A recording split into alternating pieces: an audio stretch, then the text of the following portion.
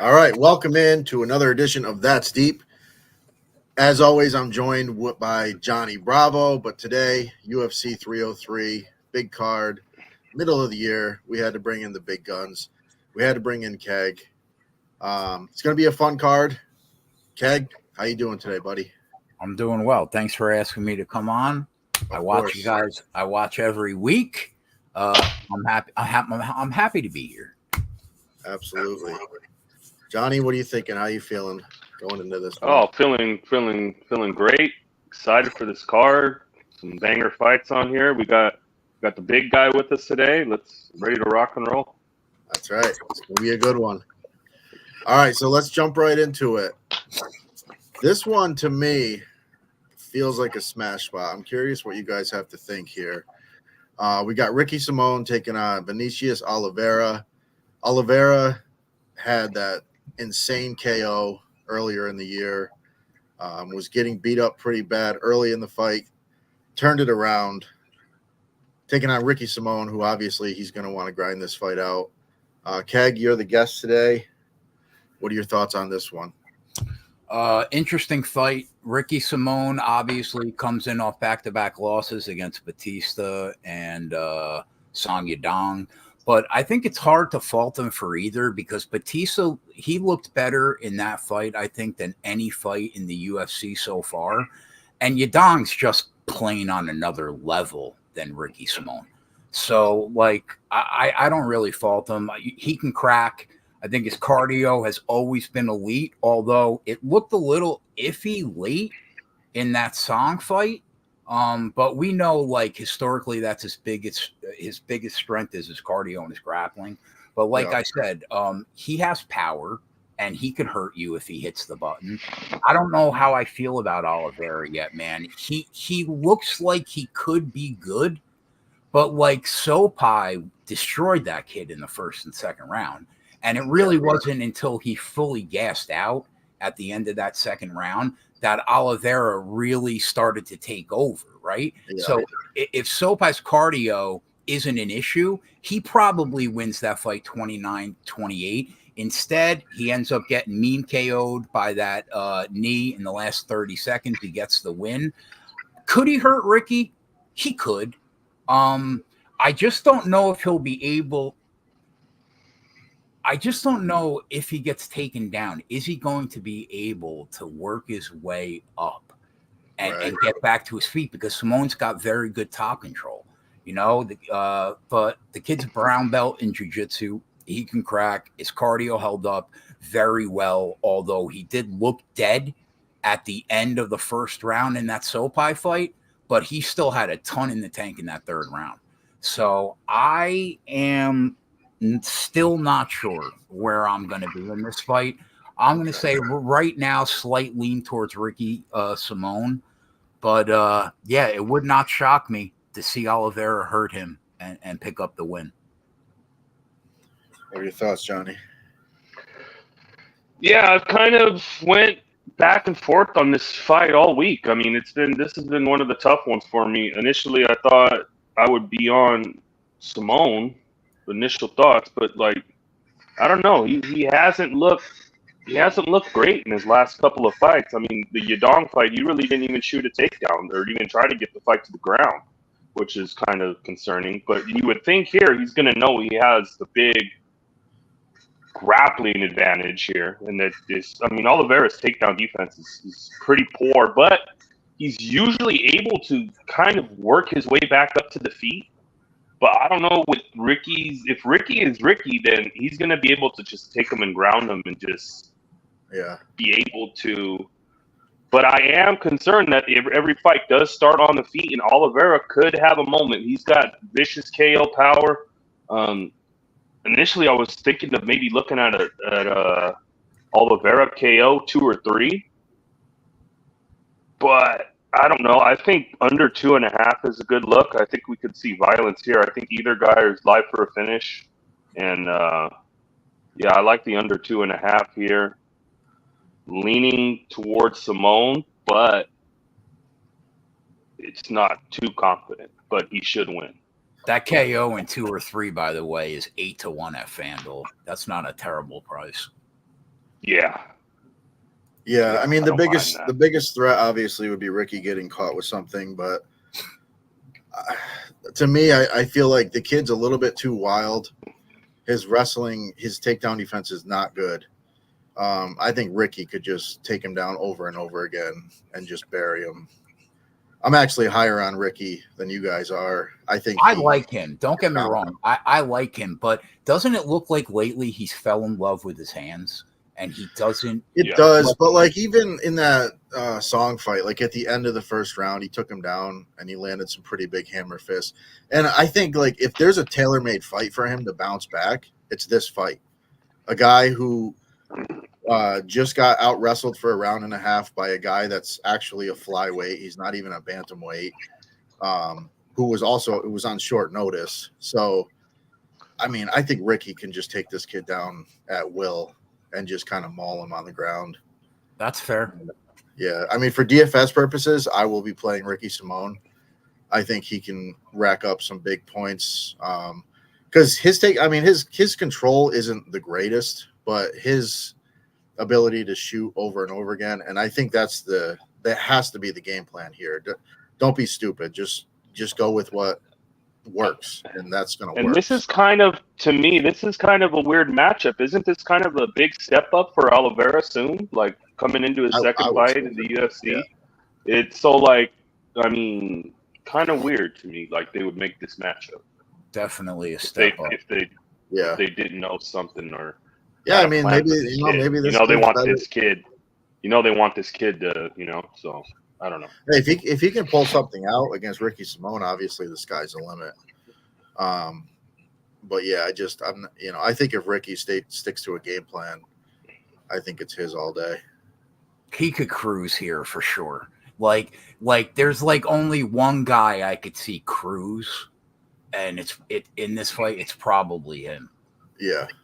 But Johnny's not wrong. Like, would it shock you if this kid knocked him out at 8-1 in the second or third round? Yeah, no, that's definitely live. That was one thing I liked about the kid was he did get grounded for a round and a half, and even when he did look tired, he was still throwing heavy. He was still alive. So, I mean, the kid's dangerous. He has heart for sure. Anything's possible. But yeah, I'm rolling with Ricky here. I think he rolls, and I think he's good for DFS too. All right, we'll move on. Our next fight is in the flyweight division. Pretty lopsided odds, which was kind of surprising for me. We've got Ray Saruya taking on Carlos Hernandez. Carlos Hernandez 2-2 in the UFC. His losses, pretty high level guys. Saruya coming in undefeated off the road to the UFC. Great grappling. What are your thoughts here, Keg? Yeah, I sent out a tweet about this earlier. I just think this line is too wide. We've consistently seen these road to the UFC guys struggle once they get to the main roster, even when they win. They just don't look anywhere near as dominant as they do on that regional scene. So I think that if this fight stays on the feet, Hernandez is probably a coin flip at worst.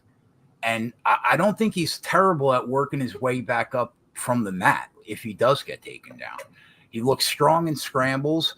And at the end of the day, I think there's just value on the dog. Can he get taken down and submitted in the first half of the fight? 100%. But I'm just going to call this kid Ray because I don't know how to say his last name. He hasn't been tested yet by anyone. Right. He's been to the third round one time. So I just think, yes, he's got a big wrestling edge here, but he could probably lose this fight. So I'll probably take a piece of the dog. I think Hernandez should be plus 200, plus 220, not plus 375. That seems a little bit much. I think he's probably got the cardio edge, and he's going to be a tough out in the third round, man. So yeah. I think the value's on the dog. Although I'm not going to blame anybody for taking this kid by sub. I totally get it because he could definitely sub him. but I'll probably have a piece of the dog here. Johnny? Yeah, Saruya, I mean, a lot of hype coming on this kid. He's coming off the road to the UFC. I mean, he's looked good, but I mean, this is clearly going to be a big step up in competition for him. This is going to be the best guy he's fought. A lot of unknowns. I mean, from the tape that I've seen, his striking doesn't look all that good. But, I mean, he's kind of just – his takedowns are kind of relentless, and his back takes are good. I mean, good submission. But then, like Keg said, Hernandez, his scrambles and get-ups are decent enough to make this kid work and maybe stay safe on the ground. But, yeah, clearly Hernandez has the striking advantage here and the power advantage. It's if he can prevent from getting taken down, which I don't know if he can. I don't know either. I don't know. But maybe he can get up and just like kind of just keep getting returned to the mat. Initially, I was looking at the over 1.5 here, but that number has taken a bunch of money. Another way I was looking at maybe Hernandez can avoid the submission and Saruya can win a decision here at like plus 265. That's the way I would probably bet it. That maybe he can stay saaf here and I don't hate that. I don't hate that. Yeah. So that's the way I was going to look at it, like over 1.5, but it's juiced, unbettable, and maybe taking a shot at the decision on Saruya. Yeah, I'm kind of in the same thought with Keg with both of you guys, I guess. I think the line is too wide. I think Hernandez is a massive step up here for him. I think if Hernandez can scramble early and make it ugly and just make it a dogfight round one, I think he can win this fight. I think he's fought some really good guys. You know, he's lost to Tyra and with Nascimento. Like neither one of those guys is a slouch. So yeah, I think Hernandez is live here, and I think if he loses, it probably is to a sub early, and if not, I could easily see him winning a decision. I mean, I could see him getting controlled too, but his scrambles are really good. So I think he's live. I think this is a much closer fight than the odds would say, and if he makes it ugly and survives a couple submission attacks early, I think he's in good shape. Are you guys shocked that this kid took money? Like he opened as a $4 favorite, and he's now what, over a $5 favorite? No, it's come down a bit. It's back down to minus 450. He was up like 500, 550. Now it's come down a little bit. I just don't get who's running to the window to back one of these road to the UFC. I don't either. I don't know. I guess they're coming off the hype like Tyra. They think he's similar to Tyra, I guess, and he's another fighter from Japan, and they think he's going to come in. Have the same success, I guess. How many of these road to the UFC guys have the three of us watched on the Saturday night show? Just look average at best, and nowhere near what their money line says they should be worth. Yeah, pretty much every one of them. Yeah. And this kid did get rocked in the final. Like he was rocked in that first round. So it's not like he's coming in here flawless. So yeah, this is I'm taking a shot on the dog here, with just out of principle. I think it's a close competitive fight. So I'm taking the shot. Totally with you. All right, our next fight is a bit of a shit show here. We've got a heavyweight bout between Andrei Arlovsky and Martin Buday. We talked a little bit about this on the show Sunday. I'm not a big Buday guy. I don't think he's very good at all, but Arlovsky does seem like he's finally hit the end of the road here.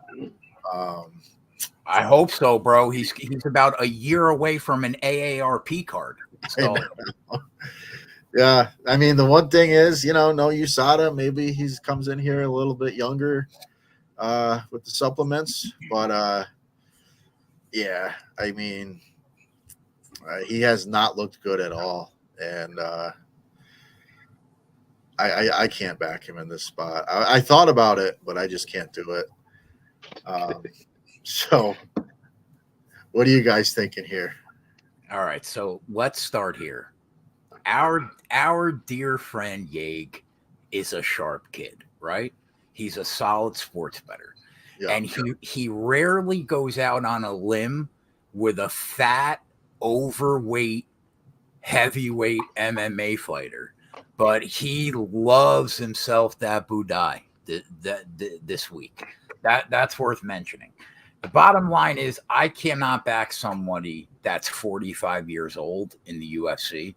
So Right. Arlovsky's auto out on him, right? Can he win the fight? Probably, but I'm auto out. Now, Boudet isn't a world beater. He's a low-level heavyweight fighter that just happens to be 13 years younger than Arlovsky is, but he's fought nobody that's good. He doesn't have one quality win, but could he beat a 45-year-old Arlovsky? Probably. Am I betting this fight? Not on your fucking life. If I was going to bet the fight, it would probably be, yeah, that's my guy. Exactly. If I was going to bet the fight, it would probably be a split. Aside from that, total pass for me. Yeah, I don't know here. I mean, Budai. He's Budai. We know he's got enough tape in the UFC. We know what we got here. He's going to want to push Arlovsky on the cage and pitter patter with some bullshit and try to grind his way to a decision. Now he did smash out fucking, who was that? Not Jake Collier, but the other fat one. Parisian. The other Parisian. Yeah. He got him to the ground and pretty much, he broke his arm. I was like, he almost broke his arm. Yeah. And we've seen Arlovsky lately kind of not look good on the ground. Dontel Mays pretty much, smashed him. This is, I don't know, 45-year-old Arlovsky. Rumors I'm hearing, I've heard some rumors this might be his retirement fight. I mean, it's time. The guy's had a long career. It's time to go here. Boudet is not somebody I would really be too confident in backing, though. Like, could I see the judges giving Arlovsky a greasy decision? Yeah, because Boudet's just hugging him on the cage, literally not doing anything. And Arlovsky probably has the more volume, but I don't know, man. The pick would probably be Boudet, but split. What do you guys think about fight starts round 3 minus 250 as a parlay piece this week? I mean, I think it's very likely. Yeah. We've seen Arlovsky just kind of survive in a lot of these fights. The only thing that I don't like. My question is durability, though. His durability lately. Yeah, he did. I mean, he got knocked out by Dontel Mays. That's bad, bro. That's bad.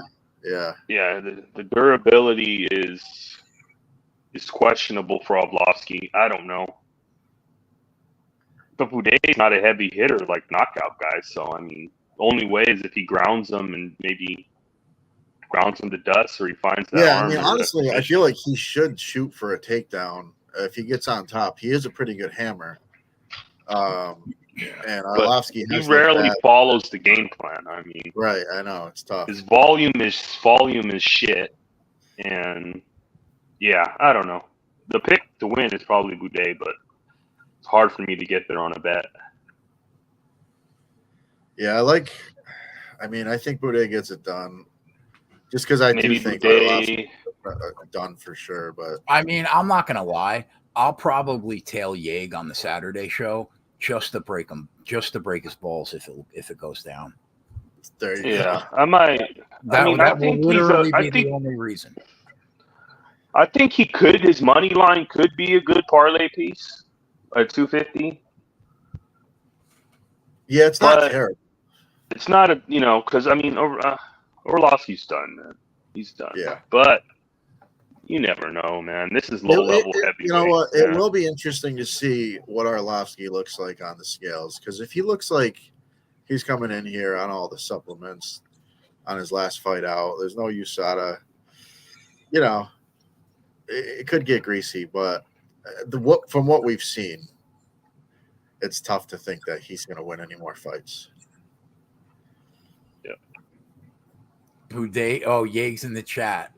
Boudet KO plus 400. Yeah, I'll play along. So if Yeag's on that, I will probably bet You that. know what? I will hope it goes down so I could break his balls. Like, you know what? I might go with that as well. That might be the one bet. Yeah, that I play. yeah. We can all collectively break his balls. Exactly. Yeah.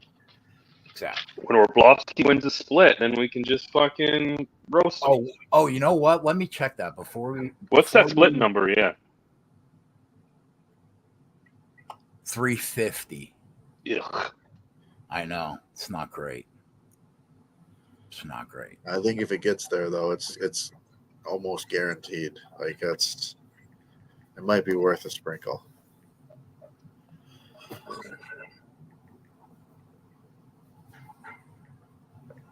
All right, but we can move on from this fight. We got better fights on the card here. Yeah. This one's interesting too. I've kind of gone back and forth on it. We got Michelle Waterson Gomez taking on Jillian Robertson. We all know Robertson is, when she gets the fights to the ground, she is a killer. Waterson Gomez, solid takedown defense, good striking. Could get ugly if she keeps it on the feet. What are your thoughts here, Keg?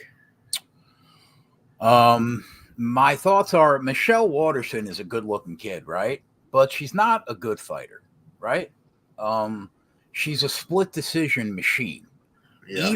Even in the fights that Michelle Waterson looks good in, she's 50-50 to win the fight. Right. She's now lost 4 fights in a row, right? What I hear people saying out there is like, yeah, she lost, but look who she's losing to. I don't do that. I look at who you beat. And this broad couldn't beat strep throat. Her best win in her entire career is Angela Hill, and she lost the fight. True. Let's be honest. She lost that fight. Yeah. And that's the best win she's ever had. And it's not debatable. So, she's been taken down by Marina Rodriguez. So if she can get her to the ground, I just don't see how Jillian Robertson doesn't do the same exact thing. Now, Robertson is not a bad fighter. She's 9 years younger than Waterson is. She's already had more fights for the promotion than Waterson has. The level of competition that she's beaten is around the same as Michelle Waterson, but the big difference is she finishes people, bro. She doesn't 50-50 split decisions even when she looks good in a fight. She chokes somebody or she rips somebody's arm off. And if she gets this fight to the ground with the majority of the round to work, she is good enough to sub Michelle Waterson. She's got 9 wins by sub. She can make it 10. So I'll probably be on Jillian's submission prop here, but I just want to throw this out there. I will also be on her KO prop because if she gets full mount, it's usually a 50-50 proposition in MMA. If somebody's going to go for the choke or they're going to go to get that TKO by strikes. And I guarantee you, I haven't looked at it yet, but if I go to FanDuel right now and I look to see what she is by knockout in this fight in 2 or 3, probably a big number. I bet you it's tasty. Yeah. Her KO in 2 or 3 is 23-1. I hit a 28-1 last week, a 25-1 the week before that. Your fat friend will be on the 23-1, 2 or 3 KO here because it's a 50-50.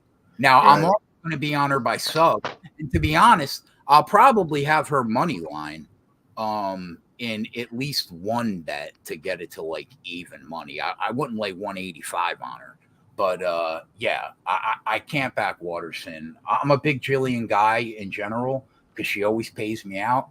But, yeah, I like her here by a decent amount. Johnny? Yeah. Yeah, I think this might be the end of the road for Watterson. She's 38 years old. I mean, she's taken a lot of damage in her last couple of few fights. I mean, a lot Yeah. of damage. 38 years old, been in like wars, and you've gotten beat down in your last couple of fights. They haven't even been close. I really question her durability here. And I think Robertson, I mean, she's still young and she still could be making improvements. You know, her striking isn't all the best on the feet, but like if she gets it to the ground, I mean, that's where her bread and butter's at. She's going to want to use that ground and pound and get to the back and get that neck or grab an arm or something. Yeah, I was looking at the Robertson sub. Yeah, I'll probably have her money line in a parlay too. And I like Robertson in this fight. Let's go, Bravo. Yeah, I'm kind of in the same boat with you guys. I think Watterson does find a way to lose fights one way or another. And, you know, she's been subbed a couple times. Jillian is an absolute problem when it comes to submission. So, yeah, I think Jillian's the side here. I think she probably finds a finish. But if she can't get it to the ground, I think it could be a lot closer. Yeah, I mean, if she can't get it to the ground, the fight's gonna be ugly for sure. But I don't know. I think she'll be willing to just crash the pocket and just get in there and do whatever she's got to do to get the fight to the ground. But yeah, like, you know, if she doesn't, it could definitely get ugly. I just think that she's at some point she's going to find they're going to be on the ground at some point, and when they are, the fight's going to look pretty lopsided. I think that I don't think Johnny's wrong. Like, I do think that she's a better striker than Robertson for sure. But what's crazy about this chick is that even in fights where she is a better striker and it looks like she's winning, it's always a greasy split all the time. So, I mean, I think if you're looking to back Watterson here, just bet the split prop at 4-1 or whatever it is. Because the majority of the time in a decision, it's probably going to be a split. And let's be honest. I mean, how does she finish Robertson? I think all the finishing equity is with Robertson 100%. But Robertson isn't too good if it goes to the scorecards. Her record is like 2-6. Yeah, fair. So, but it could definitely be a split. Yeah, you know? I think she finishes her. And I mean, if you're betting Watterson, you at least better by decision. Yeah. Right. Just to get the number up. Yeah. Right. Yeah. Yeah, I'm with you, Johnny. I think she gets the finish.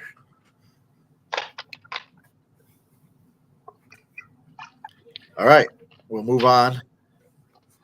Our next fight is I don't think we're going to have much to say about this fight. We've got Peyton Talbot taking on Yanis Gormai. Talbot currently sitting at, I think, minus 1,600. I mean, I don't think any of us think this fight's going to be competitive, but what are your thoughts here? He looks like one of the better prospects that the promotion has right now. Does that mean anything? Not really. I mean, like, he could end up being a total bust once the level of competition gets elite.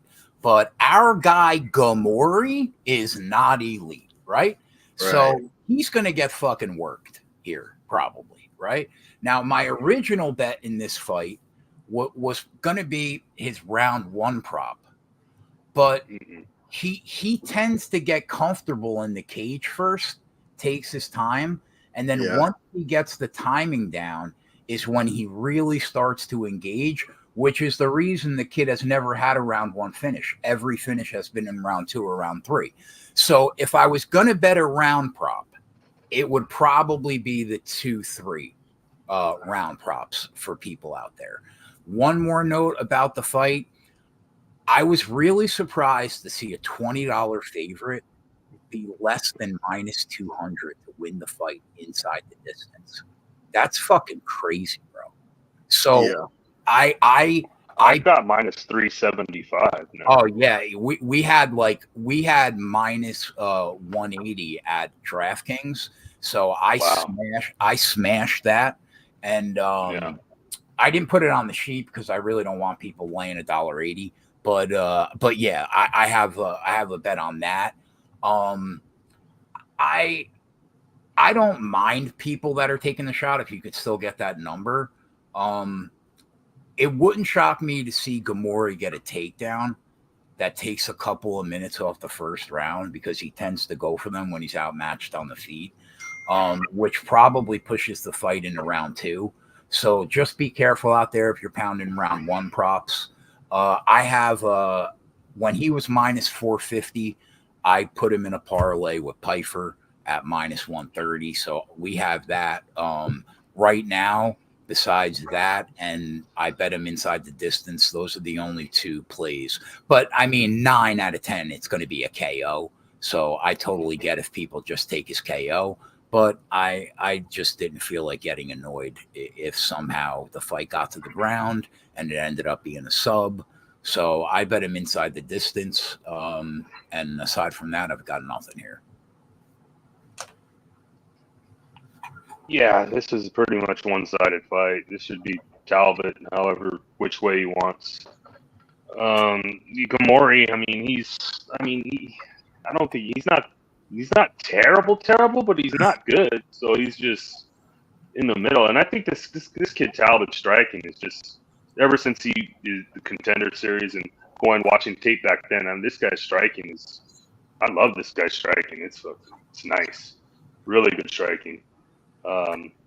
Yeah, I've been hounding my guy in Jersey to give me a number on the 2-3 KO, and got word back today. It's fucking only plus 185, which is terrible.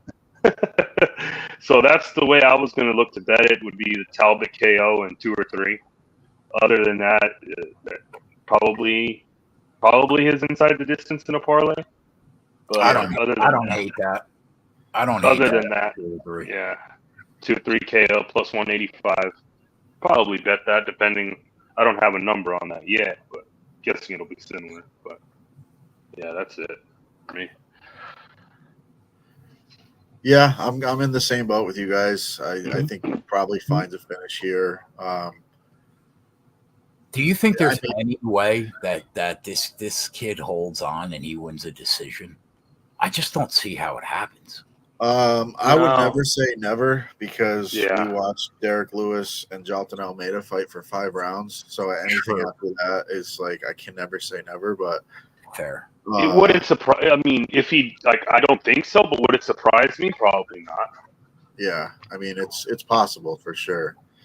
But Talbot came out like a bat out of hell in his last fight. He didn't get the finish in the first round, but he had opportunities there, and then he came out and finished it. So, and Cameron Simons, I don't know what that kid is, but I don't think he's a terrible fighter. No, he's not bad, and his striking's way better than Gamori. Yeah, so if Talbot came, I wouldn't be shocked if Talbot did come out and get a first round finish. Could happen, but it's tough. With these minus 1,600 fighters, it could go so many different ways. So you're just trying to get the best number you can. I like the inside the distance as a parlay piece. I think he probably finishes this fight. And if he doesn't, these things happen. But I think it's more than live.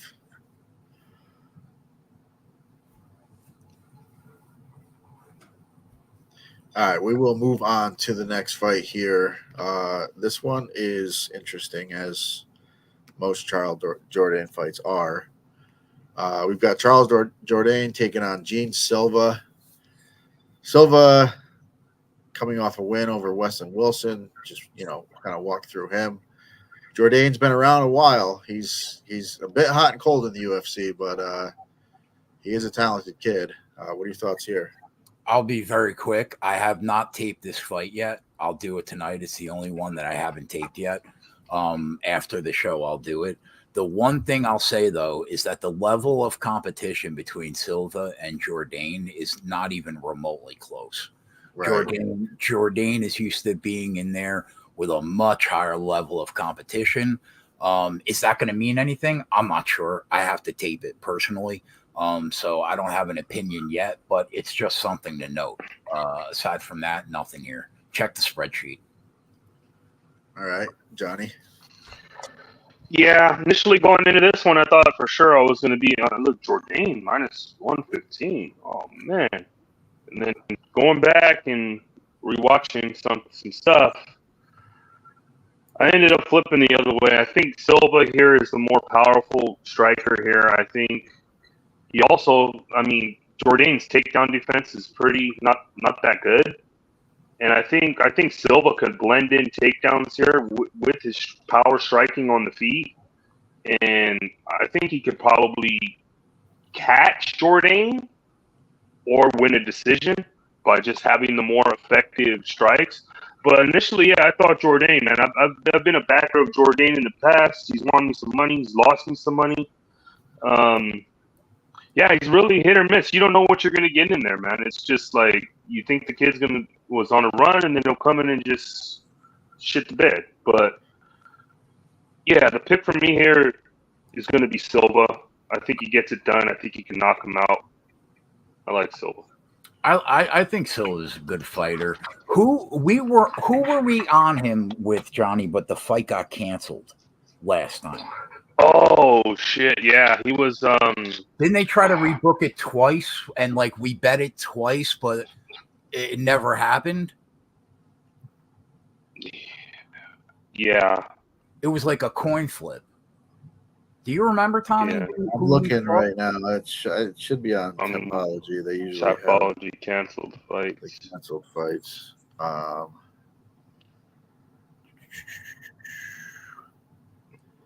He fought, or he was supposed to fight.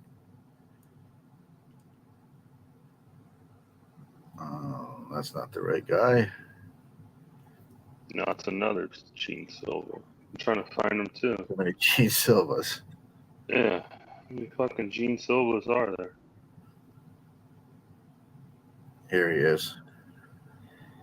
Gomez. William Gomez. Yeah, he was supposed to fight William Gomez. Yeah. Yeah. Okay. Yeah. Okay. Yeah. Which, yeah, that's an interesting one too. What do you like here, Tommy? This one's tough, man, because I kind of like Johnny. I've been on Jourdain. I feel like I'm on Jourdain in the wrong times, and I'm off him when he's good. So it's I've had a real tough relationship with this guy. I was kind of leaning Jourdain just because the competition has been kind of in his favor. But yeah, I don't know. I think Silva could catch him with something, and it's tough. I think the fight probably goes longer, but the over 2.5 is like minus 195, so I don't really like that either. So yeah, I mean, to me, I'm leaning Jourdain, but I don't really like this fight. I'm just not a fan. I just don't know what we're going to get from Jourdain ever. And I don't know. With the guys Silva's fought, I mean, he's looked good. He could be really good. I don't know how good he actually is. Yeah. So yeah, it's one. He is a weird motherfucker. He's barking in there and fucking doing all kind of weird shit. So he's a crazy motherfucker. So yeah. So yeah, I'm kind of up in the air on this one. We'll see, I guess, how weigh-ins look and see if anything changes there for me. But as of right now, I don't think I'm going to be involved in this fight. I will not be playing it on DraftKings, and I'm not sure I'll have a bet on it. Fair. All right, our next fight is another kind of interesting one here. We've got Cub Swanson taking on Andre Fili. Fili, another guy who has been very hot and cold. Cub Swanson's getting up there. I feel like he got a gift in his last fight. What are your thoughts here? when you consider how chinny Andre Fili is at times during his career, I think that like you have to admit that he's probably perennially negative EV from a money line perspective Yeah. because the market, I think, tends to overreact in general. Now I'm a Feely guy. I like him, and I've always liked his striking. Does that mean he loses here? Not necessarily, but the last here's my problem, bro. I've been going back and forth all week on this fight, all week, because the last thing to go is power. We know that, right? And like, should Cub have beat who do you fight? Dawadu? Yeah. Okay, should he have beat him in that fight? No. But No. was he game in that fight? Did he look Yeah. way better than I thought he was going to look in that fight? 100%, right? He still throws bombs. And if he catches you, especially somebody as chinny as Feely, he could win this fight. The issue for Cub is body durability. Like his chin has held up somewhat okay considering the amount of damage that he's taken in his career. The issue is his legs and his body are shot. He does not react well to damage to the body, to those body parts, right? And Feely knows that. So I expect Feely to be faster for sure. He's got a decent size advantage for sure. So he definitely deserves to be the favorite. And it wouldn't shock me to see Feely either get a finish or grit out a tough decision win here. But if Cub catches him, he's going to hurt him because he's chinny. So I just think the line is a little off. Would I back Cub from a money line perspective? Probably not, although I do think that he's live to win a decision on points if he doesn't get hurt because he's pretty active. So I think he's live to win a decision. But if I'm going to bet the fight, I'm probably just going to take a piece of Swanson's KO prop and hope that he catches him at 6-1. I've been close to taking the shot all week, but I haven't done it yet. I'm not sure if I'm going to do it yet. I'm going to pick Feely to win the fight. But if I make a bet in this fight, it's probably going to be on Cub by knockout. That's where I'm at here. Where you at, Johnny? Yeah, I went back and forth on this one. Oh, well, not really back and forth. I initially thought I was going to be on Feely, but I question the durability of both of these guys. I mean, that chin of Feely is just, I mean, if he gets touched, he could go out, you know? And like Keg said, Cub's chin hasn't really been cracked, but the body durability, it's like a couple kicks to that body and it's like he's done. He's ready to go. And yeah, a spot that I really like here is violence. Under 2.5 is -120. I love that. And fight doesn't go. It's -140. I don't mind that either. Yeah, I'm thinking one of these guys gets put away. I think, and I like the under. That's probably, I wouldn't want to bet a side. I'm going to focus on the total here. Honestly, the prices on those are, when you consider both guys get hurt, is really not that bad. Yeah, that's a fair price. Yeah, -120 for under 2.5. That's what I like here. Yeah, I tend to agree. I mean, neither guy is a guy that I really want to back with my money, especially -230 with Feely. And Feely, you can't always expect him to do the right thing. Like, yeah, go for the body, leg kick, stuff like that. But when he doesn't, when fights get out of the first round, he's not. It's pretty much, you don't know what you're going to get from that kid. Sometimes he looks great, finishes a fight early. Sometimes he gets finished early in the first round, and then after that, it's just you don't know. You never know. I think Cub probably has a little bit of confidence coming into this one after that last fight, just kind of a little bit of a rejuvenation, getting the win. But yeah, I think Cub could find a way to get him out of there. But I'm with Johnny. I think bet the finish props, and I think that's just the way to go. The unders, and you're live there. That's just the 2 or 3. Because I think props, either guy can catch props, each other. Johnny. Yeah. He's What's it on Feely? Cub 2 or 3 is 10-1. Feely 2 or 3 is 440. Oh wow! Yeah.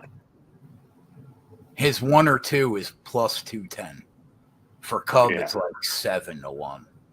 I don't hate that 2 or 3 KO at 10-1. I don't either. No, if you're taking a shot, no. Right? Cub, I don't. Yeah. For like a quarter unit to pick up 2.5 units, I don't hate taking the shot there. Yeah. Yeah.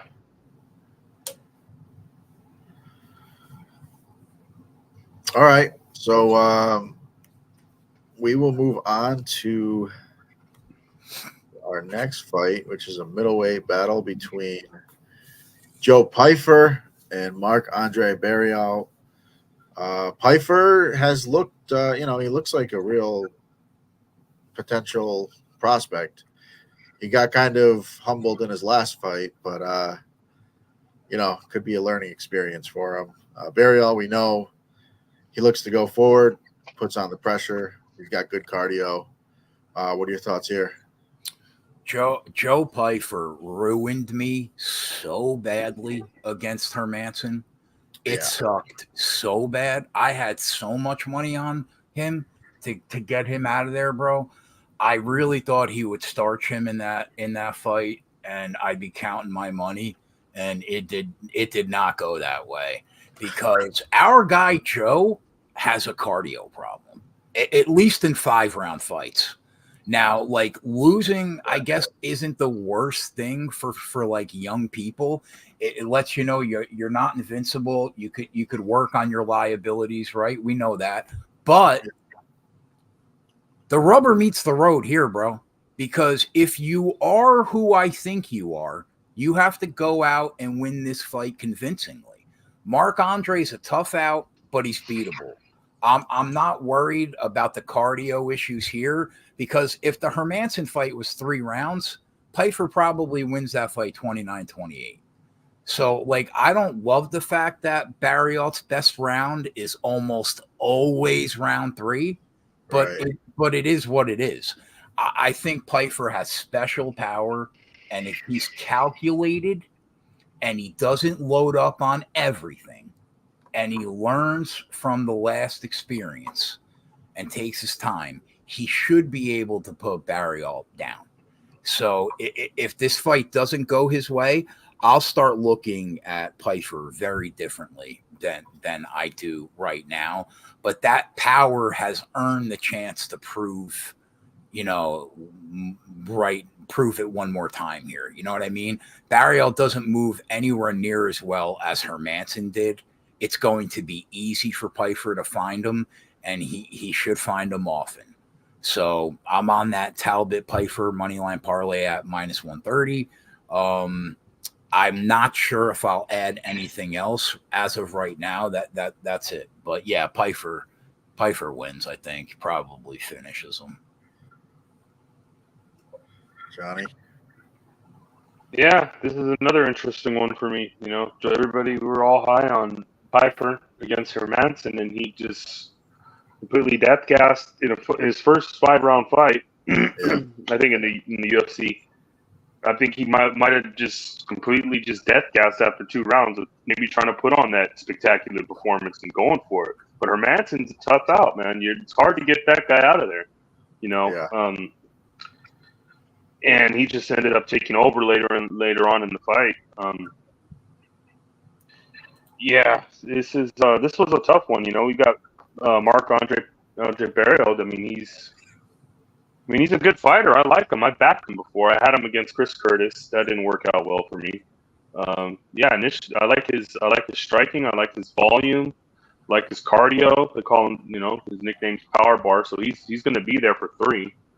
I don't see him knocking out Joe Pyfer, but I don't know. Maybe he can grease it up and maybe win a decision. But I think Pyfer should win this fight. I mean, he should win this fight. But would it surprise me if Ariel somehow squeaked out a decision? No. But I think Pyfer has the power. I think he could probably catch him. I don't know. This is a tough one for me. I still need to think on it more, but I'm probably going to be on Pyfer inside the distance. I don't know. I just got a sour taste in my mouth after the last Pyfer fight. Amen, bro. Yeah, to me, that last fight though, I think that was just a little bit too much too soon. Big spot against a really tough guy that's been in there with the best of the best. I think that's more of a learning experience for Joe, and I think he can mix it up too. He can throw a takedown in here in this fight, and yeah, I mean, I think at his best, I think he's better than Burial. I just do. Burial's good. He comes forward, but he's there to be hit. Pyfer has big time power. I think he's pretty durable. I mean, I think his only TKO loss was the arm break on the Contender Series. So yeah, I think Pyfer, this is a really good bounce back spot for him.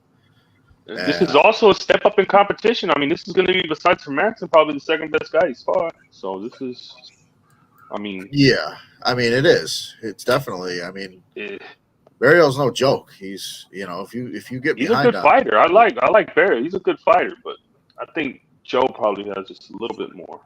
Yeah, I just think Pyfer, man. I don't know. I like the kid. I think he's got the heart. I think he's a tough out. He has power. He can wrestle. He's got a solid skill set. And I honestly, if you're going to lose a fight, that's not a bad loss. I think it's a good fight to come back from. I think he gets the job done here. This has nothing to do with what we're talking about. But do you see the shape of the 2 fucking guys that are running for president right now in this debate? No. Yeah, I'm not currently looking at them, but I think I'd vote for my daughter before I would vote for either of these fucking guys.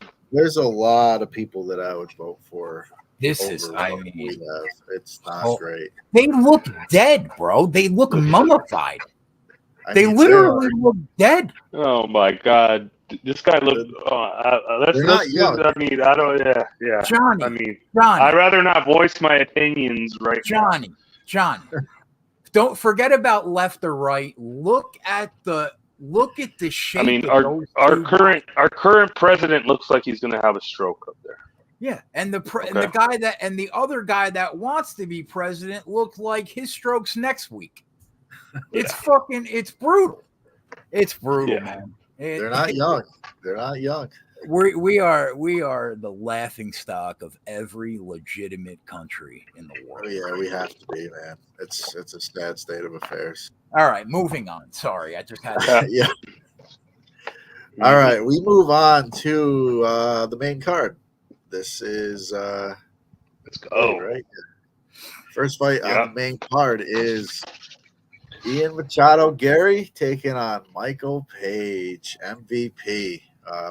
Saw MVP a couple months ago against Kevin Holland. Bit of a weird fight, but most of his fights are weird. What are your thoughts here? I'm not sure yet, but I think this might be the first fight where Johnny and I disagree. But I'm not sure. I'll wait until he talks. I like Ian Gary here a lot. Like, let's start with the striking, right? It's probably close to a coin flip, but the one thing that I'll say is that Gary, I think, is a better minute winner than Page is, in my opinion. And Page isn't really used to fighting somebody as big as Ian Gary. He's usually fighting guys much smaller, which I guess they both are, you could say, usually fighting guys much smaller. So I'm going to give. I think it's basically a wash on the feet. I think what a lot of recreational public bettors don't know about Ian Gary is that the kid he's an elite grappler, and he's got elite grappling in his back pocket, and he hasn't decided to show it yet. And I think that there is a decent chance that this is the fight that black belt in judo gets dusted off and thrown on come Saturday night. I think he's a really high IQ kid, and he will know whether or not he is getting the best of these exchanges and whether or not he's winning the fight on the feet. And I think if he thinks he's not winning the fight on the feet, I think he's going to look to get the fight to the ground because he knows he's got a monumental advantage should he get Page down to the ground. So I think he's not going to lose the opportunity if he feels like he's losing the fight on the feet, because he knows his next fight after this, if he wins this fight, his next fight is a top 5 guy and like one more win, and he's in the conversation officially to get a title shot. So, you know, I just think he's the only fighter in this fight that has a complete MMA game. Whether he has shown it to the UFC fans or not, he is a complete MMA fighter, and Michael Page is not. So I like Gary here a lot. And this is coming from somebody that took every opportunity imaginable to fade this fucking kid, okay? But I finally bought in. I think he's legit. So, yeah, I'm going to be on Gary here. Big. Johnny? Yeah, I like MVP here. I like MVP here. I think this is going to be a tit for tat striking battle. I get Gary has the wrestling upside. He's training at Superbox with Charles Oliveira. I get it, but I don't know. I think this is just going to be a low volume striking battle, and I think I'm going to edge MVP as being the slightly better striker, not by too much. But fair. I think he's gonna be able to keep this fight at range. He's gonna be able to confuse Ian Gary with his striking style, and I think it could be a split. I could see it being a tick for tat close fight. And I'm gonna lean MVP. Ian Gary's taking money. Great, some more plus money on MVP. I'll take it. I think he could even catch Gary because Gary leaves himself exposed in the pocket sometimes. Song Kanong caught him. Jeff Neal caught him with some big shots. And MVP's a finisher, man. And I think he could catch him. The split prop. And he couldn't get Neil Magny out of there. Neil Magny was on one leg.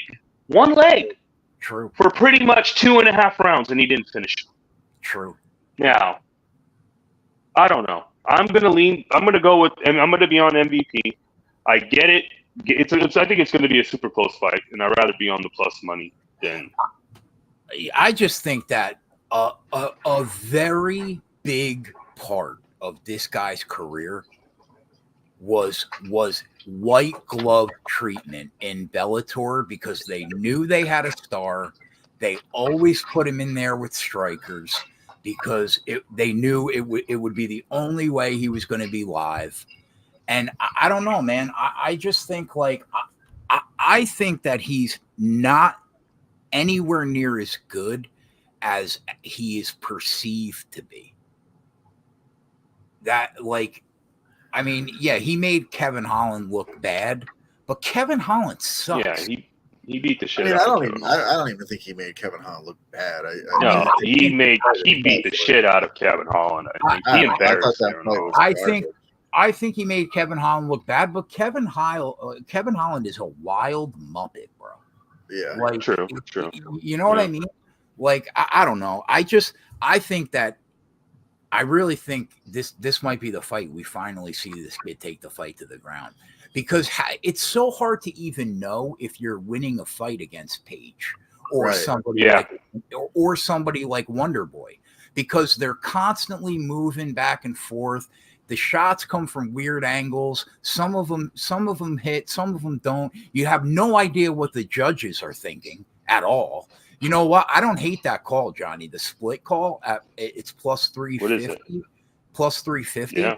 But like, I get it, because the judges sometimes with a guy like a Wonder Boy or a Page are like, how the fuck do you score this fight?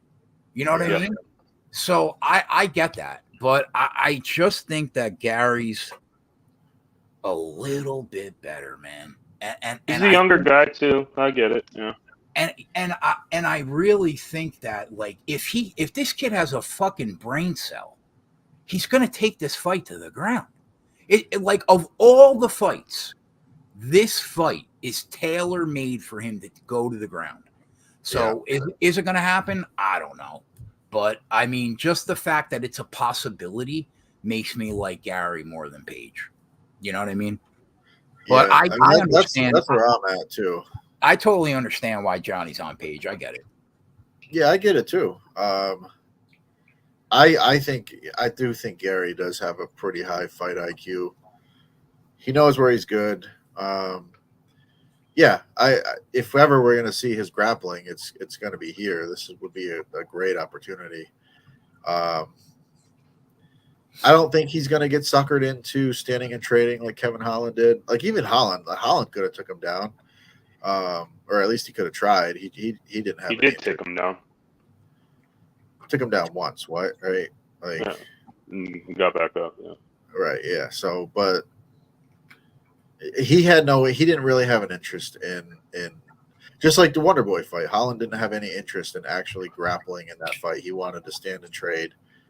No, but I think in that fight, I think Holland took him down and seen he really had nothing for this guy, and he got right back up, and he was just, But yeah, that's could have been. story. Could have been. Yeah.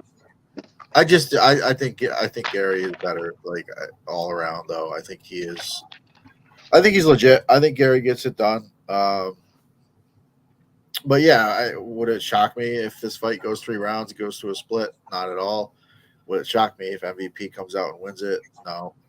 What do you think? You think, Tommy, if he wins, it's I'm talking about Gary. You think it's probably a decision? I would say probably. I mean, MVP didn't get put down by Mike Perry in bare knuckle. You know what I mean? Right. Yeah. So, like, I don't think Gary's just going to be able to put him down. I don't either. I mean, and Gary, for the most part, a lot of his finishes are kind of, they do come a little bit later in the fight. He kind of wears on people and gets them out of there. So, yeah. And I think if he's grappling, especially, I don't, unless he's got like some kind of crazy submission up his sleeve or whatever, or just complete ground and pound. But I do think MVP's able to survive on the ground. If he does get taken down, it's not like he's just completely dead. So I think, yeah, if it's a grappling match, he's still These survived. guys have had an interesting back and forth as well. They were going at it at the press conference. I guess something where MVP tried to pay his jiu-jitsu coach for information, and I heard that. He's got a custom song he's walking out to. Johnny, did you see the video? Did you see the video 5 minutes after the presser, though? No. Ian Gary and Paige with Ian Gary's baby. Like, I mean, they were all they were friends. No, I didn't see that. It was nothing like the press conference at all. Oh, I didn't see that. I did not see that. It's on social. All right. Yeah, it's an interesting fight. I will be on Gary, but yeah, I mean, I'm not over the moon on it for sure. All right, we will move on. We've got another interesting fight here. In the women's bantamweight division, we've got Myra Buena Silva taking on Macy Chiasson. Chiasson's gonna have a 5-inch height advantage in this one, so that'll be interesting. What are your thoughts here? Yeah, I sent out another tweet about this fight because I totally understand like the offshore market when MBS was minus 240. That was a little crazy. She should not have been that big of a favorite. But now I think we jumped the shark and there has now been an overreaction. And I'll tell you why. The majority of Chiasson's fights hit the mat, right? Normally, it is not a bad thing for her. But if Bueno Silva is capable of doing anything, it's getting a submission once the fight hits the mat. Now, she could easily is MBS possibly like submission or finish or bust in this fight? It's possible. It's possible. Could she win a decision? She probably could. But like I tend to lean towards, if this fight is going to go to the cards, a slight lean that it's probably Chiasson's fight. But if it doesn't get to the cards, I think 100% of the finishing equity in this fight is on MBS. And Macy's biggest liability is that she's borderline retarded in the cage. Her fight IQ is pathetic. Every time she shouldn't do something, she does it.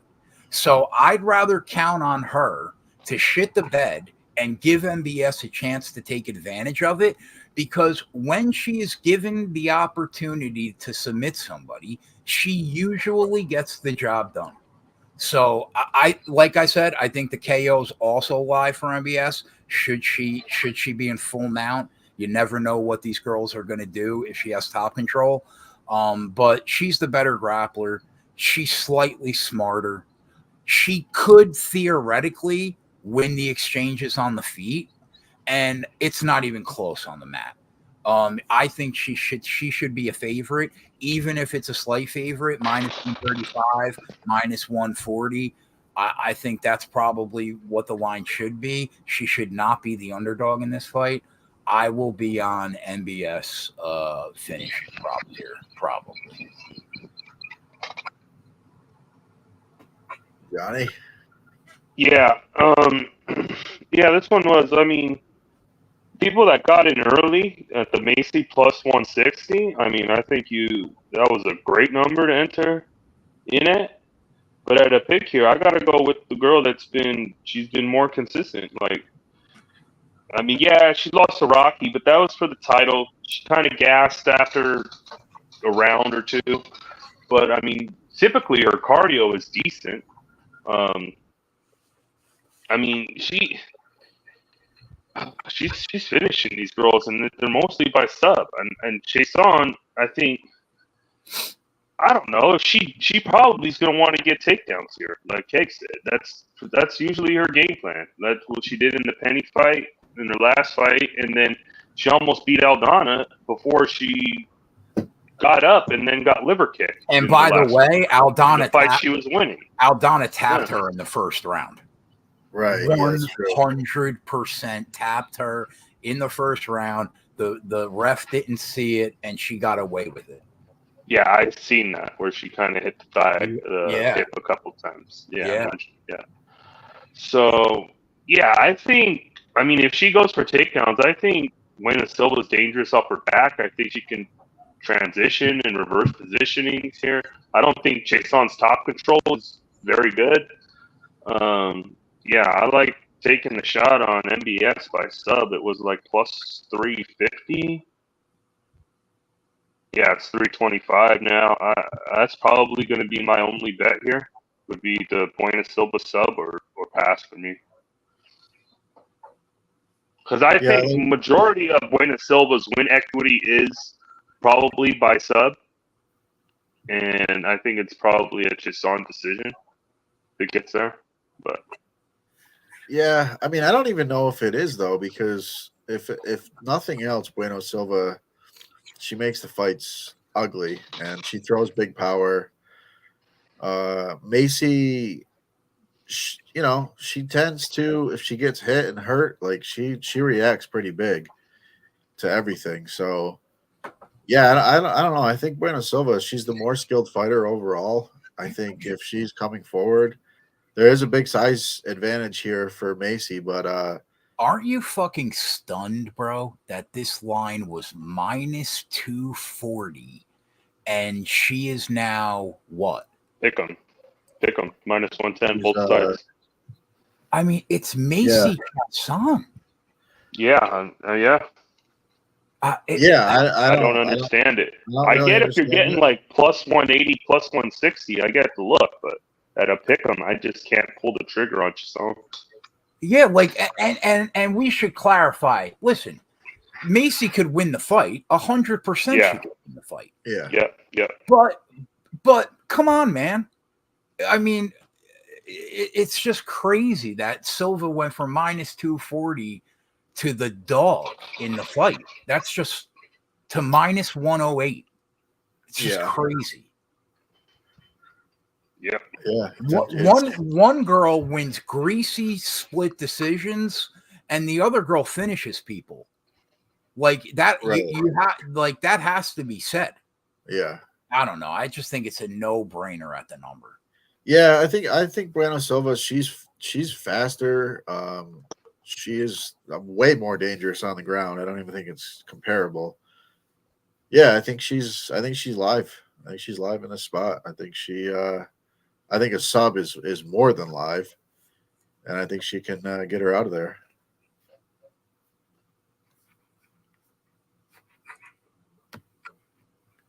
All right, we can move on to this fight. I mean, got Anthony Smith taking on Roman Dolidze. This fight's been changed probably 5 times at this point. Dolidze is the last guy coming in on relatively short notice here. What are your thoughts here? I don't know what nonsense Anthony Smith was talking about at Media Day, but who is afraid to fight Anthony Smith? He's always talking. Everything he says is nonsense. I mean, pay Johnny enough money, and he'll be live against Anthony Smith. Like, what are we even talking about? Like, I like Anthony Smith as a color guy on broadcasts. I like his podcast, but nobody is afraid of you, bro. Nobody is afraid of you at all. Okay. No. My biggest regret is that I did not bet Anthony Smith though against Petrino, because I talked about it all fucking week in the Discord, and I just watched it happen. I knew it was a possibility that he could fraud check that kid, and I sat there and I watched it. One thing I'll say is I thought Anthony Smith was completely washed. I was wrong. He's still capable of winning fights, but I think that he's at his best in the first half of the fight because he tends to slow down. Like, one of the biggest bets that I've made in the last 12 months was that Roundtree knockout against him. I thought it was a foregone conclusion. There was no way he was losing that fight. And, could Smith hang around in this fight? I guess he could win the first round. And if he gets something going in one of the last 2 rounds, maybe he could win a greasy decision. I have a hard time seeing him finishing the fight at all. And as far as Dolidze, the one thing we know is that, he's moving up in weight, obviously, to fight this fight at light heavyweight. But we do know that he has experience in the weight class on the UFC level. He's won both fights that he's fought at light heavyweight. 2 things that concern me about him. 1, he's taking the fight on short notice. 2, that dude, bro, looked so bad against Imavov. I mean, it didn't even look like the same person that beat Hermanson, Hawes, Dawkins. And let's be real, and he beat Marvin Vettori. Like, he lost the fight, but I rewatched that yesterday. I thought he won that fight. I thought he won that fight too.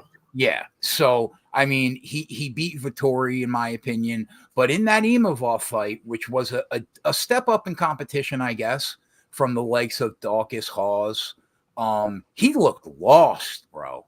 But I'm willing to throw that performance out, considering that he's looked very good in every other fight that he's been at the UFC level. Maybe with the exception of the Trevin Giles fight. So, I mean, he has 95.5% of the finish equity in this fight, probably, if not more. I think he takes over down the stretch. If this was his debut at 205, I'd be more worried. But he knows how to win in this weight class. So, I'll probably be on him here. I think, despite the short notice, I think he's good enough to beat Anthony Smith. Yeah, he's coming in on short notice, but he did have a fight booked earlier this month that got canceled against Anthony Hernandez. So he was in fight camp. He was ready to go. So cardio, I don't think is going to be a concern here. I like the lead to eventually catch Smith. Smith is, I mean, he's proved me wrong, and I mean, he proved me wrong in the Petrino fight. I thought fucking Span was going to starch him. He's been proving me wrong. I've been against him, and he's got me. But I don't know. I just see. But Johnny, if Delidze gets him like Span got him, that's what I was saying. Yeah, I think Delidze could finish him. I really question the durability of Smith, and against the right person that could crack or use. I think Delidze can get takedowns here at will if he wants. I don't like the takedown defense of Anthony Smith. I think it's shit. I think if Delidze was smart, he would just take this fight to the ground and just ground this dude to dust. We know he's got some submissions in his back pocket. Roman Delidze, but sub is plus 800. Why do you think he looks so bad against Imavov? I don't know. I mean, to be fair, do you honestly? To be fair, his lowest his looked against Imavov at this point. Anthony Smith were to he's fight. Not the best on the feet. He's not the best on the feet, and I think Imavov's a way better striker. And I think Delidze needs to mix in his game plan here, and use some striking, take it to the ground, mix it up. That's what he's got to do. He's not if he stays completely on the feet. I think there's guys that can pick him apart, but he's got to blend his game. I think he's got good wrestling. I think, this is a Roman Delidze spot for me. Yeah, I love sub is plus 800 for Delidze. Yeah. Plus 800 for the sub. And Keg, like you, man, with that the Petrino fight, I bet against Anthony Smith because I legit thought he was done. I was with you. Like, I thought, this could be a fraud check. This guy may not be all that good, but it's Anthony Smith. I don't think there's no fraud check here when it comes to. I agree. It's real. Yep. And I think Anthony got one. He ran into a fraud and he exposed him, which he can still do. But I don't think he can do that here. I think we're talking about levels difference of fighters.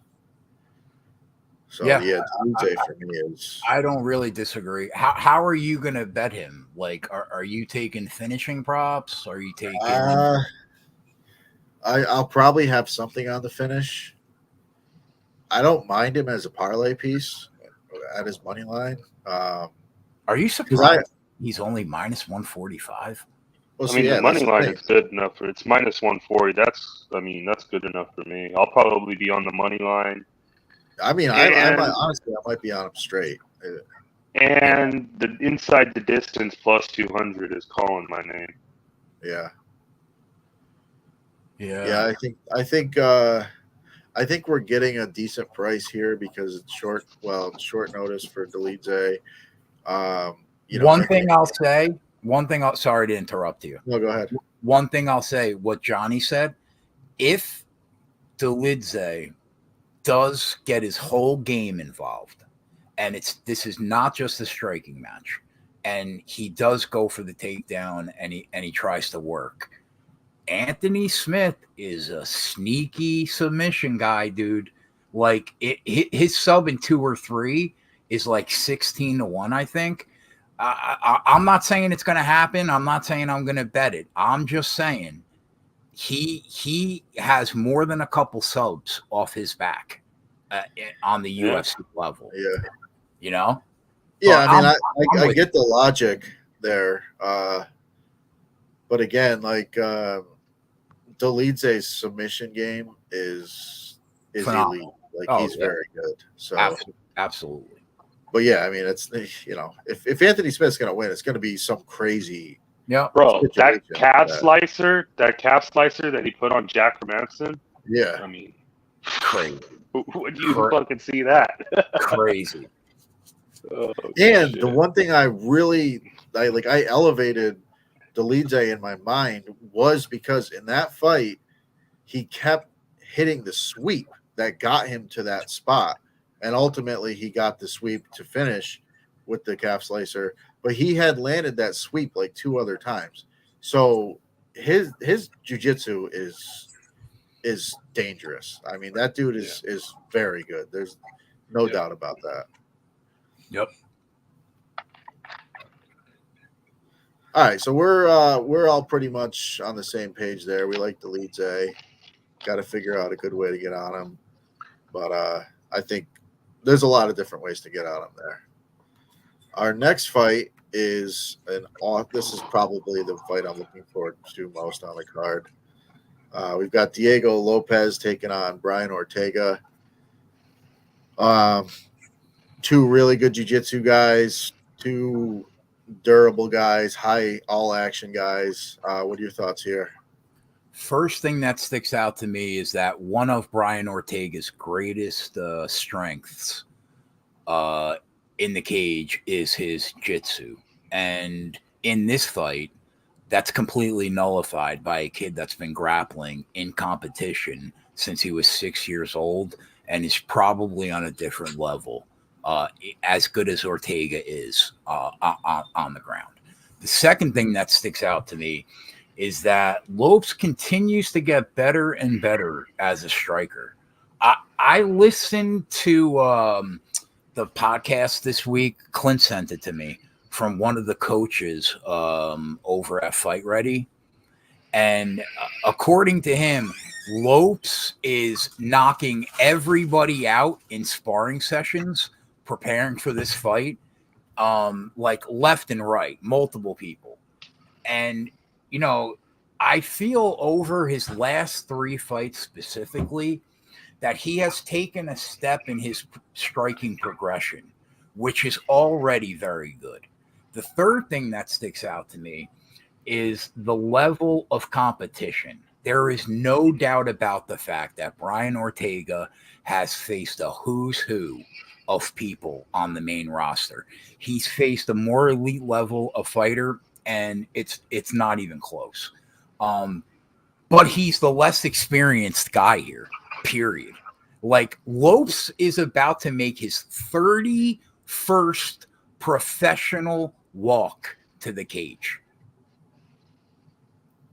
Ortega has taken a ton of damage throughout his career, and it's the reason that he's only making his 20th walk to the cage.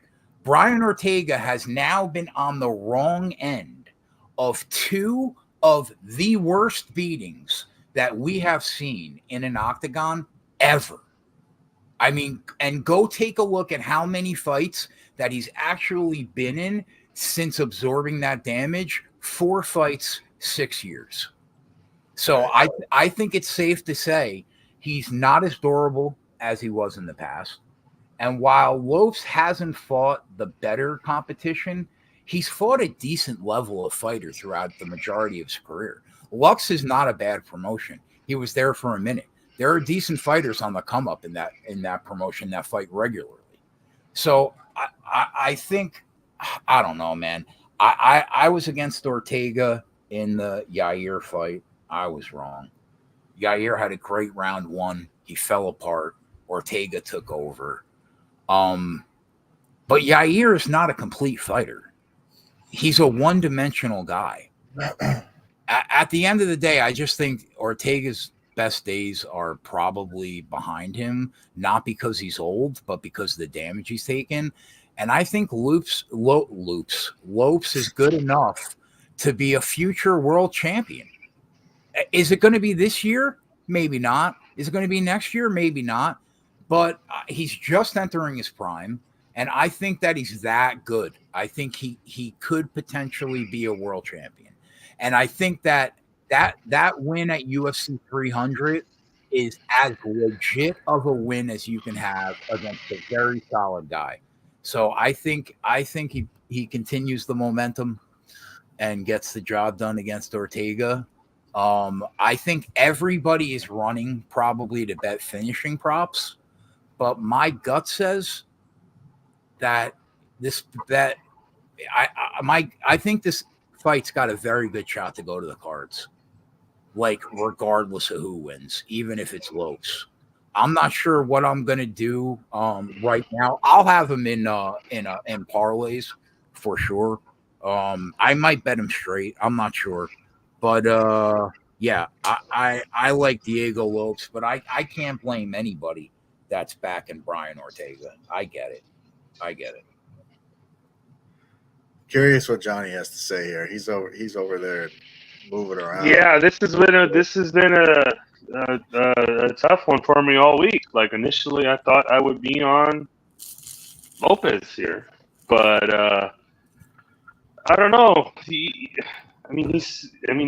steamrolled the last three guys, and then he had that fight with Evloev, where Evloev got the better of him, but he had Evloev in some difficult submissions. I mean, he steamrolled Gavin Tucker, steamrolled Sadiq Youssef. The other name is slipping my mind. Yeah, but I mean, he had advantages there all around, you know. I mean, and Youssef, I mean, is he that good? I don't know. I was on him. I was wrong. Yeah, I don't know. I just think Brian Ortega is striking since that Max Holloway fight. His striking has looked decent. You know, I think the jiu-jitsu here is pretty much going to cancel each other out. Even though I do think Ortega can mix in takedowns here and hold Lopez down, because that is what I mean. Evloev was able to do it, and he put Evloev in some difficult spots that I don't think he's going to be able to put Ortega in. And I think it's going to be pretty even on the feet. I think Ortega's game plan is to weather the early storm early, get this guy later into the fight, blend in takedowns, and this is a tough one for me because, I mean, yeah, this is another tough one. I got to go with Brian Ortega here, money line. Yeah, Johnny, I'm there with you, man. The thing that with Brian Ortega, the closest comparison I can say with Brian Ortega is prime Tony Ferguson. Like, whenever Tony Ferguson went into a fight, I could have given you 5 reasons why he was going to lose that fight. And in that fight, you saw those reasons, and somehow, some way, he came through and won the fights. I feel like Brian Ortega is kind of the same guy. Like, he has great skills. His striking is really good. It's dangerous. He has taken the beatings from, you know, Max and Volk, but even in the Volk fight, like he survived that. He almost finished Volk. Yeah, and like I know Lopez does have elite jiu-jitsu, but I can't say his jiu-jitsu is on the same level as Ortega. I mean, Ortega's jiu-jitsu is out of this world. I mean, he's one of the best on the planet. So I think it's going to be a competitive fight. I think Ortega, you know, while he has taken a lot of damage and he could take damage in this fight, I think he can take the damage. I think he has the heart. He has the will. Yair, while he's not a great grappler. Stop. What are you about to say about Yair's grappling? He's not bad on the ground. I mean, he had Ortega in a submission on the ground. Like his jiu-jitsu is not terrible. I think Ortega just out-hearted him in that fight. He just kept pushing, and that's what made the difference. I just think it's a competitive fight. I think it's going to be back and forth. Yeah, and I just think you have to kill Brian Ortega to get him out of there. And it might be the same with Diego. You might have to kill him too to get him out of there. But yeah, I don't know, man. It's tough for me to bet against Ortega at this point. And I love Lopez. I've backed him in every fight since that Evloev fight. I think he's the real deal. I mean, if you think the fight's a 50-50 coin flip, then you should be on Ortega because he's plus money. You know what I mean? Well, that's what I'm saying. I think there's value there. The kid's tough. He's a tough out. His striking is really good, and we know when he is put to the fire, he finds a way to fight through. I mean, I think Lopez probably is very similar, but I've seen Ortega do it at the highest of the highest levels against literally the best guys that have ever fought in the division. I think of all the fights on this card, of every fight on this card, I think like you can't be mad at anybody for being on Brian Ortega or Lopes. Like I totally get it. Like it's scary to fade Brian Ortega because unless you're Max Holloway or Volkanovski, it usually doesn't go your way. You know what I mean? So yeah. I totally get it. It just comes to like, how special do you think Diego Lopes is? Like that's really what it comes down to. I think either you're backing him because of that reason, or you're backing Ortega because he just doesn't lose to people that aren't Max Holloway or Volkanovski, you know? Yeah. And honestly, I think they're both special. I think one of these two guys is potentially the next champion. Could be. So if Lopez wins this fight, I think he is the next champion. I really do. Because that to me tells me this dude, he's as legit as it gets. Johnny and I wouldn't mind if it happened this year. I'll tell you that. Yeah, right. Unfortunately, I don't know if you'll get that because 140 to 1 on Lopes. I mean, I guess the threat would be if they did a Volk fight. Yeah, but think about it. If he wins this fight, he could be next against Topuria. He could. That would be insane.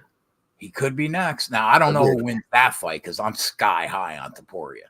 I don't think he's next. I think you've got two title shots lined up here. You've got Volk with the guaranteed title shot, and you got Max with the guaranteed title shot. So, you don't think Max goes to 155?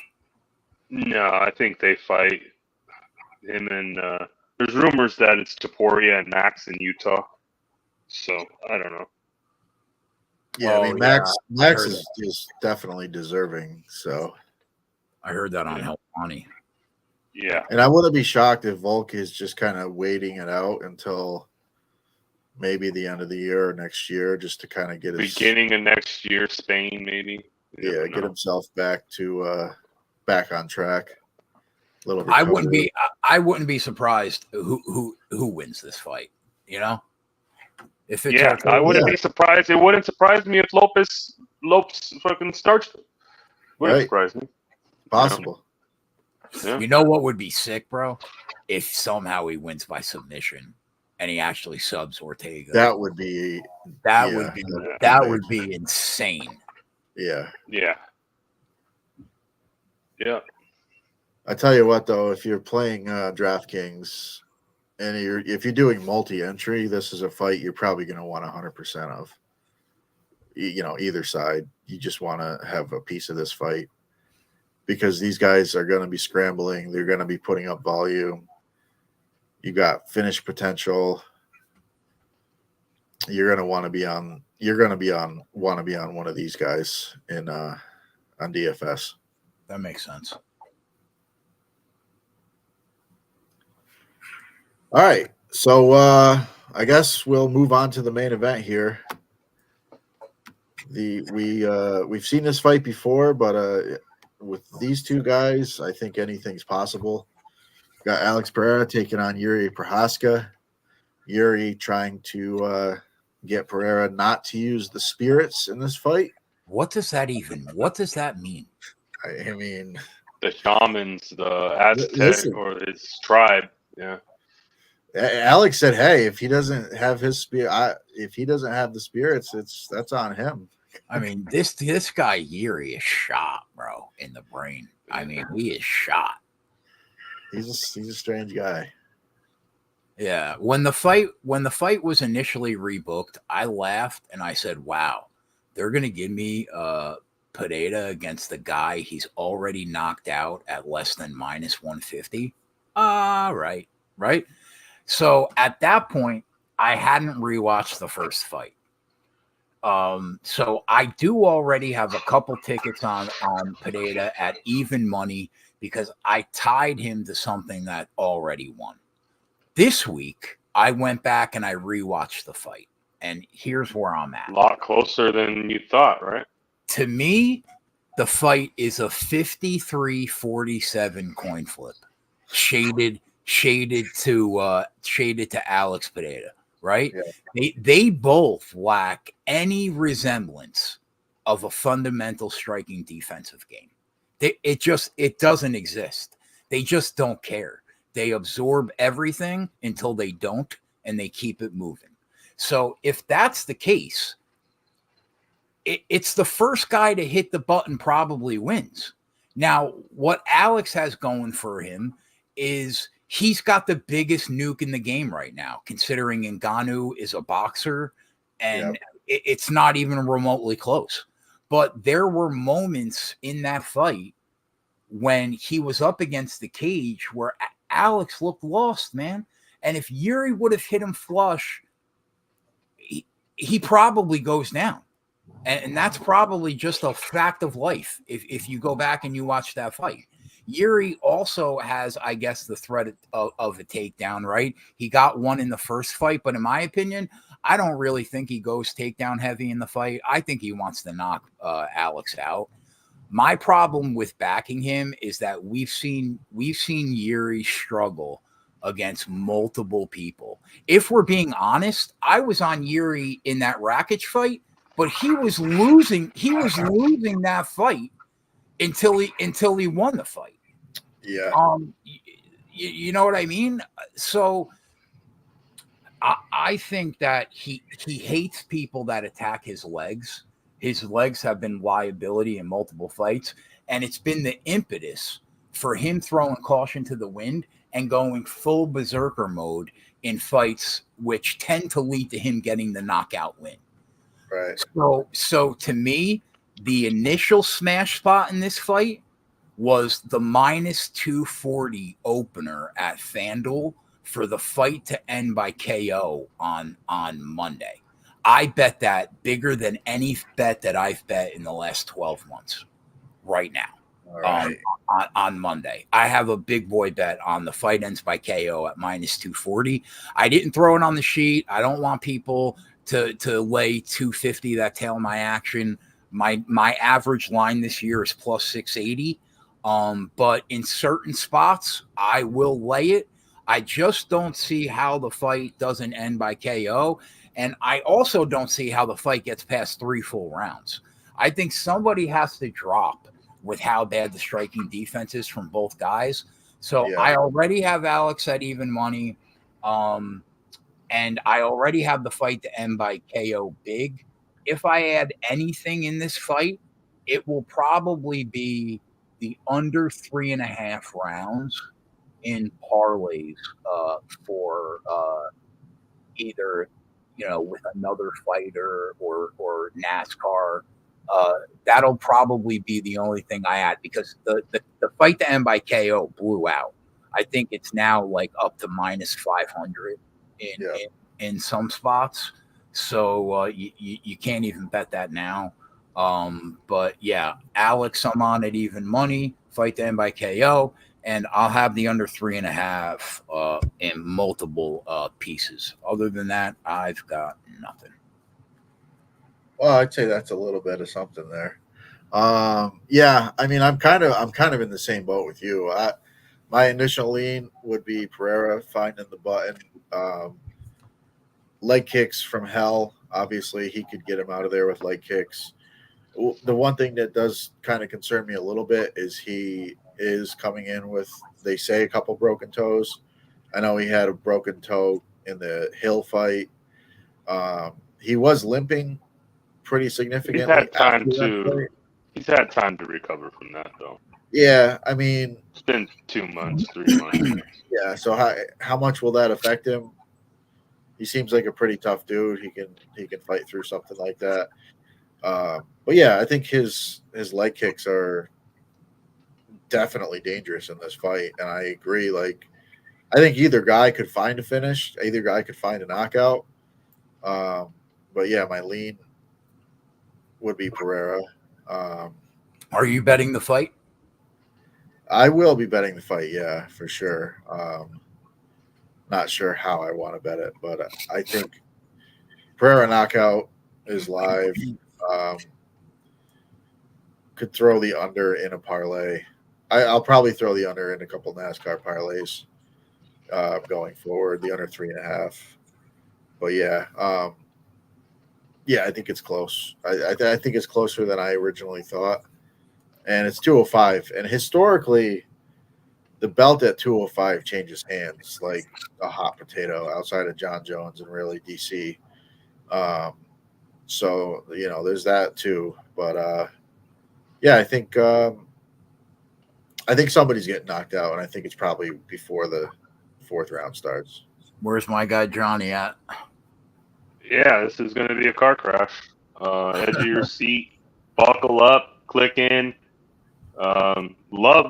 I've seen you trying to get in on that under 3.5 earlier, and I love that.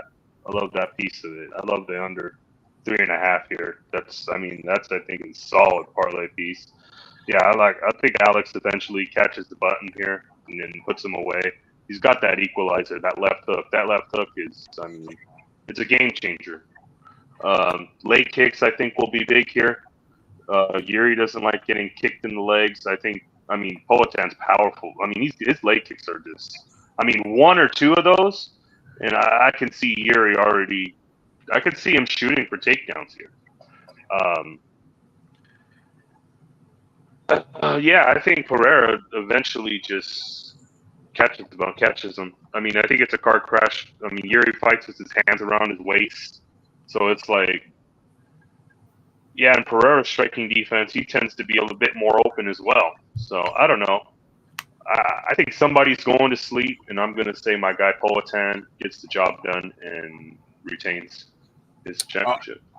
Johnny, that signed is likes the fight to start round 3. That's a ballsy. I don't know that how. If I'm betting that, I'm not even watching the fight. I'm going outside.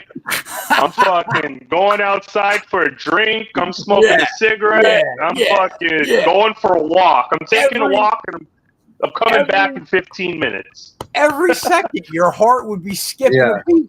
Yeah, I would not feel comfortable. If you got the cojones to make that bet, that's a God bless you. One. That's a ballsy one.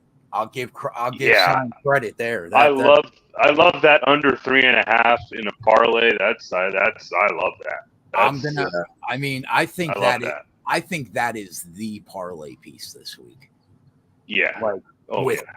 That's something that I think you just bet with everything. Johnny, how does that fight go 18 minutes? I don't know. My think would maybe Yuri's getting takedowns and holding them there, but I guess that's the only way, right? Yeah. Yeah, that would probably be the way. But we've never really seen that from Yuri. That's not really what he does. So, in the Glover fight, he kind of did similar. Yeah, I guess that's true, but yeah.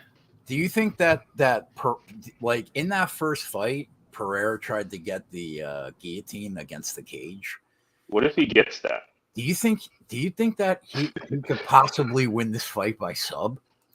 Well, I mean, he's a black belt, right? He That is. guillotine was close too in that. That guillotine was pretty deep, bro. I don't know. What is he by sub, Johnny? 2,800. Fuck off. Is he really? Yeah, Yuri sub is 10. Alex is 28. His sub in 2, 3, or 4 is 43-1. Yeah, I'm not gonna lie. I might sprinkle. If you need a hedge because you're a knockout big boy bet, I mean, I don't mind sprinkle. it. Yeah, I might sprinkle, bro. Yeah, I mean, I think it's probably worth it.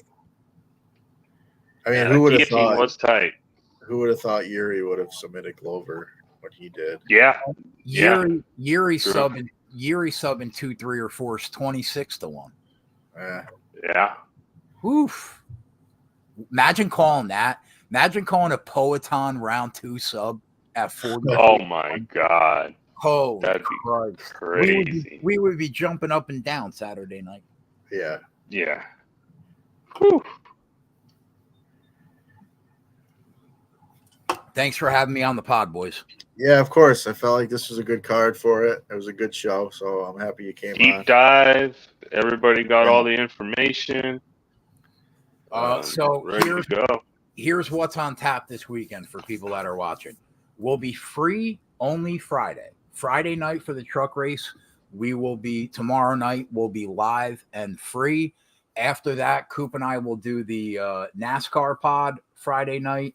That'll be obviously on YouTube. Second half of the pod will be for Patreon members where we break down every market. Saturday and Sunday, we will be live on Patreon only for members. So if you guys want to get involved, it's $30 a month. And this is the last month for Patreon in July. August 1st starts the website, and then we really start rocking. If you are in Patreon in July, you will get that Patreon price for the website in August. If not, it's going to be slightly more. But yeah, we have 3 races this weekend. We have 2 MMA cards. I didn't even look at PFL, if I'm being honest, because I dove deep on this card. I have no idea where you guys are with PFL. Yeah, I'll look tonight a little bit because I only have one more fight to tape for UFC. But yeah, it's going to be a fun weekend. I got my dick kicked in and dropped about 8 units so far this week, but that happens every fucking week in June, and we're up a lot. I'm up 35. Coop's up 60 something. We're having a good month, so I encourage everybody to check out Patreon. If not, we will see you guys tomorrow night, free for the truck race on YouTube. Hit the like button, subscribe to the channel if you're not a member, and in the description of the video, there's a link to get into the free Discord. Hop in there. Aside from that, I will see you guys tomorrow night. Thanks, boys. Sounds good. With that, good luck. Good luck this weekend, everybody. Later. See you later. Chama.